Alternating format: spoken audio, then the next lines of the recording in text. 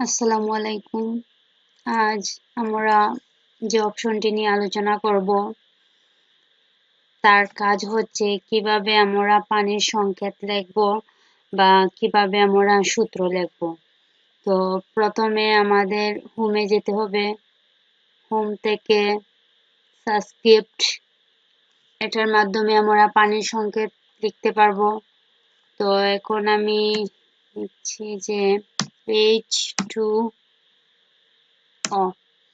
তো এটা হচ্ছে পানির সংকেত, কিন্তু টুটা যদি নিচে নামানো না হয় তাহলে এটা সম্পূর্ণ হবে না। তো প্রথমে টুটাকে সিলেক্ট করব, তারপর সাবস্ক্রিপ্ট ক্লিক করব। ওকে, টুটা নিচে নেমে গেছে।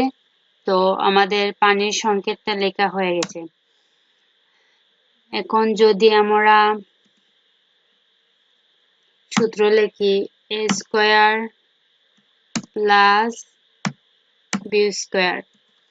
তো সূত্র লিখতে হলে এর উপরে 2 থাকবে, বির উপরে 2 থাকবে।